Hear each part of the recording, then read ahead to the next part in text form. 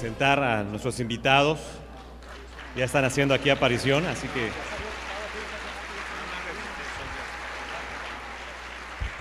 Cristina Obregón,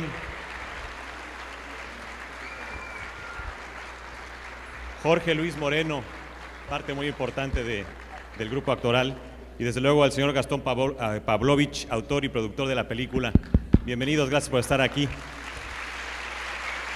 Oscar Cadena y don Alejandro Pinelo.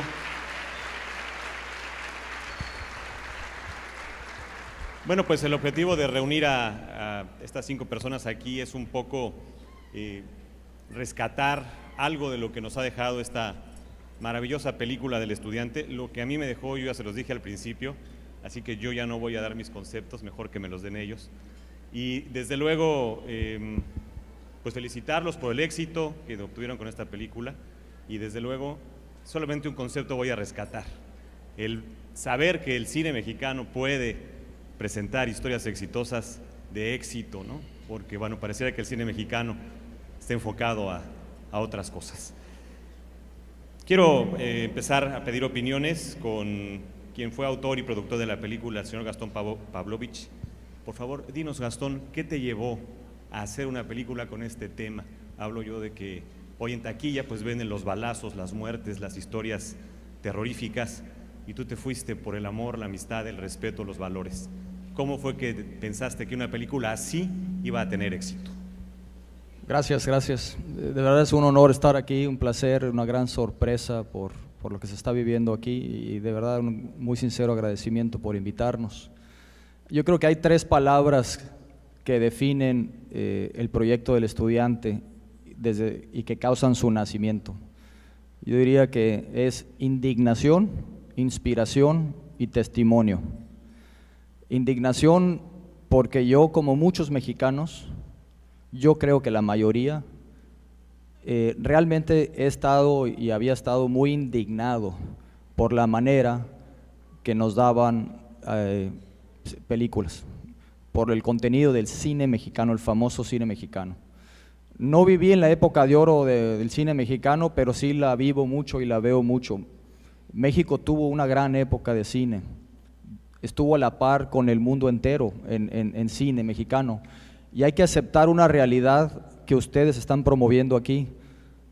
Los medios y el cine, por ejemplo, es un verdadero espejo y reflejo de una sociedad, o debe serlo. Entonces, cuando empiezo a ver en los últimos años una serie de películas que me indignaban, películas que como mexicano, como católico, como hombre de familia, veía que nos proyectaban a los mexicanos en el mundo entero como si fuéramos una sociedad completamente disfuncional, completamente perdida y desorientada, a mí me indignaba eso. Tuve entonces la diosidencia de conocer al gran productor, gran fuerza detrás de muchas de estas películas mexicanas que estaban teniendo tanto éxito. Estoy hablando de hace 8 o 9 años, que habían estado teniendo tanto éxito en el mundo entero. Entonces yo no soy cineasta, yo no estudié esto, yo no pensé que iba a hacer eso, solo era un mexicano verdaderamente indignado que quería hacer algo. Entonces me senté, tuve la diosidencia de sentarme con este gran personaje, que le respeto su actitud de sentarnos a platicar, a recibir mi crítica, y le pregunté: ¿por qué te dedicas a hacer puras películas de estas? ¿Por qué no una película de buen mensaje, algo que le deje optimismo a la gente cuando salga de las salas? Y su respuesta me dejó frío. Me dijo: por 2 razones. 1, porque esas películas no venden.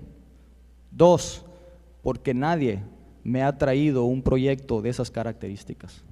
Los únicos proyectos que yo recibo en mi escritorio son estas otras, que son las que el México vende al mundo. Y yo soy norteño, soy sonorense, entonces como buen sonorense bocón le dije: pues yo voy a traerte una película. Y se rió y me dice: bueno, pues adelante, bienvenido, pues yo te voy a traer una película con ese mensaje y tú me la vas a distribuir. Pues adelante, me dice, ahí nos vemos.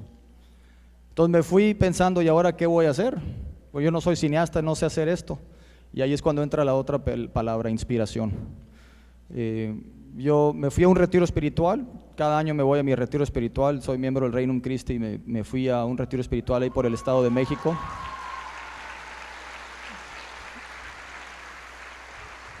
Eso me da mucho gusto escuchar, Y me fui a un retiro ahí en el Estado de México, y yo pensando cómo lo voy a hacer, qué voy a hacer, pero que sí quiero hacer algo, pero no sé cómo voy a hacer. Y ahí en el librito que te dan en los retiros donde tienes que escribir lo que te está diciendo el padre, pues pobre padre, no le puse caso porque me llegó una inspiración. Y se llamaba El Estudiante. Y no les puedo explicar la claridad con la que recibí esa inspiración.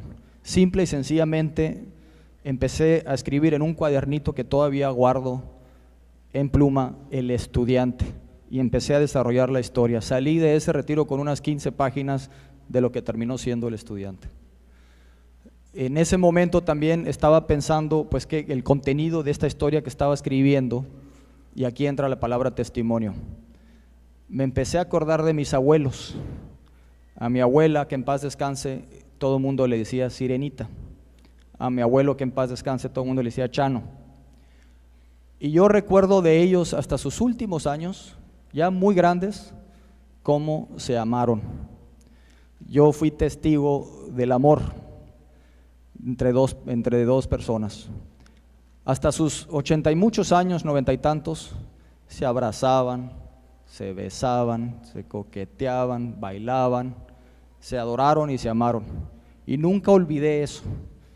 Y dije, algún día tengo que contarle al mundo que cómo sí existe el amor en pueblos y comunidades lejanas y remotas, pero sí existe en todos lados. O sea, no todo es disfuncional como sale en las pantallas. Y ahí entonces entró la palabra testimonio. Quise hacer el testimonio de mis abuelos, había acabado de terminar de escribir el Quijote, y por ahí se empezó a dar entonces la gran diosidencia de en el camino encontrarme con gente que realmente sabe hacer cine. Me encontré con un joven muy talentoso. Me gusta mucho decir que todos éramos un grupo de muertos de hambre con mucho talento. Me encontré en el camino otra gran diosidencia con Roberto Giró, y con Roberto Giró, que sí sabe hacer cine, me ayudó a darle forma a esto. Y bueno, a lo mejor creo que me excedí en la respuesta, pero así fue la inspiración y el crecimiento de lo que terminó 6 años después. Duramos para hacer este proyecto, que terminó siendo El Estudiante, y que efectivamente sí vendió. La segunda película que más tiempo ha durado en los cines de México en su historia, sin publicidad. De boca en boca, que finalmente es la más importante, ¿no? Pues indignación, inspiración y testimonio. Creo que no se nos debe olvidar, y hay que predicar esas 3 palabras, porque la verdad creo que nos pueden dejar mucho en nuestras vidas. Veo a Óscar muy interesado en hablar, pero permíteme escuchar primero a las damas, mi querido Óscar. Cristina, ¿qué te dejó El Estudiante? Porque, bueno, después de escuchar esta historia que seguramente te la habían contado, pues había un gran compromiso, ¿no?, para asumir este papel que desempeñas en la película. ¿Qué te dejó El Estudiante?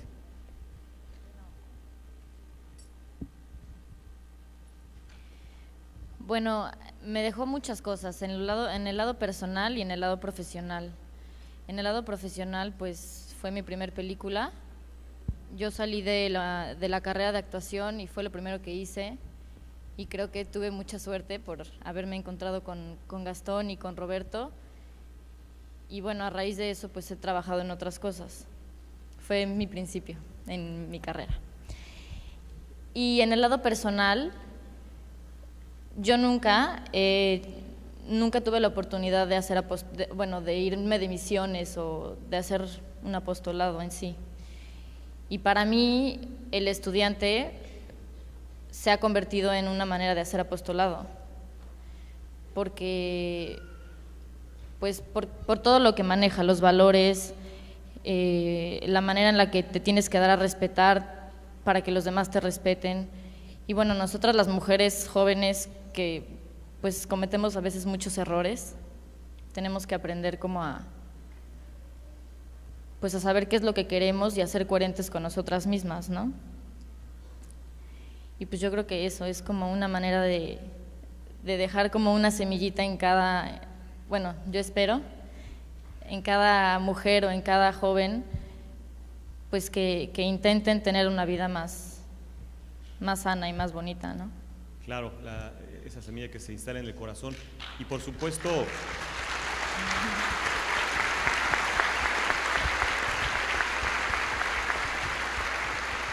bueno, y que también los jóvenes sepan que todo lo que los mayores, algunos más que otros, les decimos, algo les puede ayudar. La experiencia también sirve, ¿no, señor Cadena?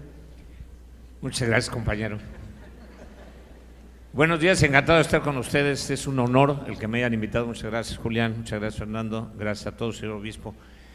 Hace rato que me presentaron a Cristina, José Luis y a Gastón. Les dije mucho gusto, pero ese mucho gusto lo quiero repetir ahorita. Es un gusto, de veras. Pocos hacen esto. Hay mucho cine, constantemente íbamos al cine, los que somos adictos al cine, y cada vez veo más películas con mucho efecto electrónico, rodeados de tecnología, pero cuando las cosas se hacen bien, no vi ningún efecto electrónico. Creo que la guitarra de repente que traías tú, no, es de verdad, esa era de verdad, ¿no? Y de veras es de felicitar. Cada vez que veo la película lloro y se me salen las lágrimas, porque yo te quiero preguntar, se habla mucho del choque, bueno, repito, gusto en conocerlos. Es un honor tenerlos aquí, a la bella Cristina, ustedes con el talento que tienen como jóvenes, a ti como las ganas que le echaste para ese sueño que tenías, esa indignación, contrarrestarla con lo que estás haciendo, pero no fue un choque generacional, que muchas veces hay. Enlazaste las generaciones de una manera bellísima, donde el que los jóvenes les saquen provecho a la experiencia del adulto, que haya esa relación. Y en el estudiante vemos frases constantemente. Hay una que me llama mucho la atención, que te estábamos platicando tú y yo, la de los sueños, ¿no? Donde el actor ¿cómo se llama? Ruiz, José Carlos Ruiz, que es un amor de ser humano, le dice que los sueños pueden, los sueños lo pueden realizar. Entonces, hay que seguir soñando, pero que en lugar de establecer el choque, uniste a la generación de tus abuelos, de Chano y de la Sirenita, con los jóvenes, que tienen mucho que enseñarles. Sí, ahí los causantes de esos fueron, primero El Quijote, una obra temporal, una obra hermosa. Duré muchos años para terminar de leerla, pero siempre me dejó algo importante, y es una de esas obras que deja mucho a las generaciones en general. El segundo, pues mi abuelo, que desde pequeñito me metía a su biblioteca y me enseñó lo que es la literatura, el leer y las conversaciones que yo tenía con mi abuelo. Yo creo que no hay nada más preciado que esa relación intergeneracional, abuelos, nietos, por ejemplo. Es más, me atrevo a decir que ese es el mayor activo que tiene México. Esa es la mayor exportación al mundo que tiene México. Cuando hemos enviado esta película al extranjero, Estados Unidos, Europa, que nos ha ido afortunadamente bien en los festivales, que nos han invitado, porque no ha sido fácil que nos inviten.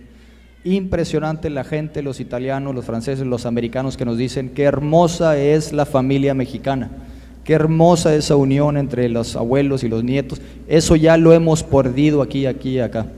Entonces eso para mí es de las cosas más gratificantes.